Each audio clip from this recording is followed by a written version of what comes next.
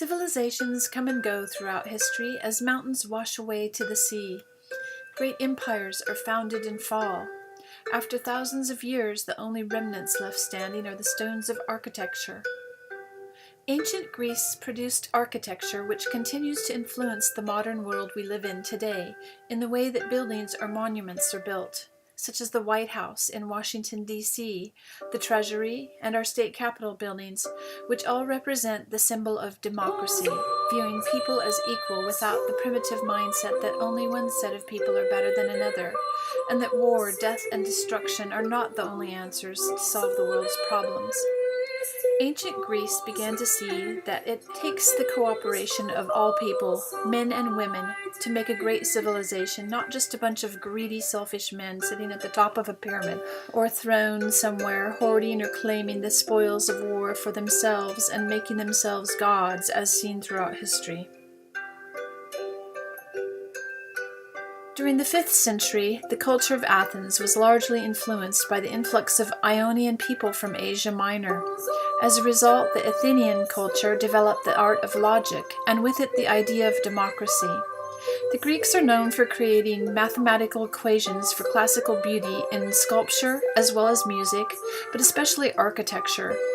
During this time, Pythagoras, the mathematician, found math in everything. He discovered harmony and formed a musical scale with math ratios for each note as well as geometry where a to the second plus b to the second equals c to the second, meaning that the right angles of a triangle are equal to the sum of a square.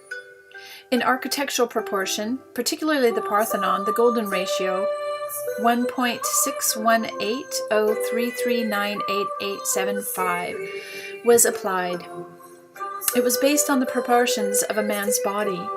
Leonardo da Vinci's Vitruvian Man demonstrates this ratio. In ancient Greece, there were 3 different architectural styles developed, representing 3 different orders: Doric, Ionic, and Corinthian. The first order is Doric, symbolizing strength. Its design is the most basic and simple form of columns supporting a structure. The Parthenon is built in the Doric order, with Ionic architectural features using the mathematical equation of x equals 2y plus 1, where 17 columns equals 2 times 8 columns plus 1. It is a peripteral temple, meaning its floor plan is rectangular. What is interesting about the Parthenon, it has been rebuilt 3 times. Its columns are curved inward to make it look more symmetrical than it actually is. If the column lines were to continue straight up, they would eventually converge to one point in the sky.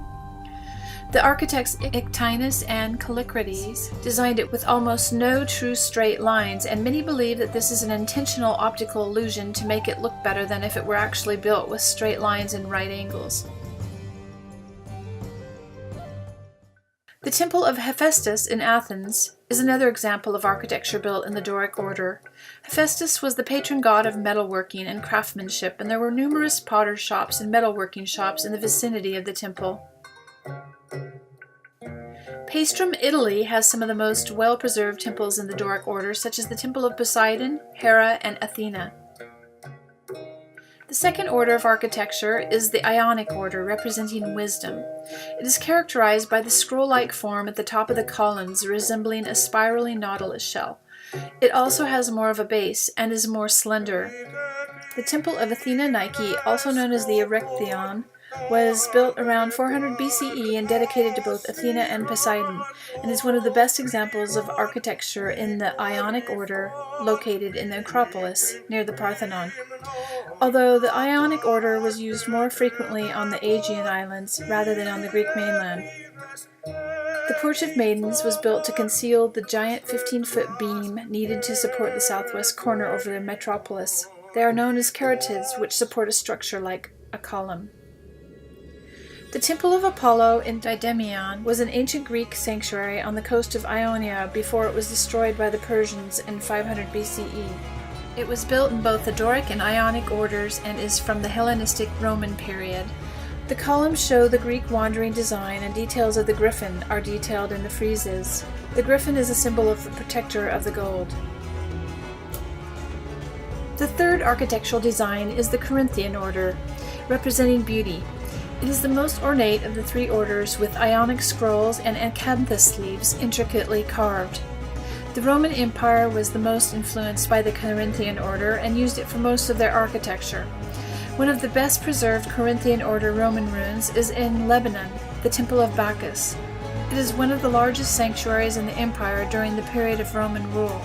The Greek god Dionysus is equated with Bacchus, god of wine as well as the patron god of the Greek stage.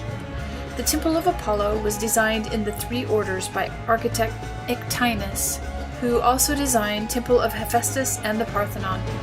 The exterior is Doric. Ionic columns support the porch, and Corinthian columns feature the interior. The Corinthian capital is the earliest order found to date around 450 BC and is on the World Heritage List, currently under reconstruction. There are two additional orders developed by the Roman Empire, the Tuscan and Composite. The Tuscan resembles the Doric order in its simplicity, but is more plain in its design, where the Composite is more ornate than the Corinthian, but combines it with Ionic.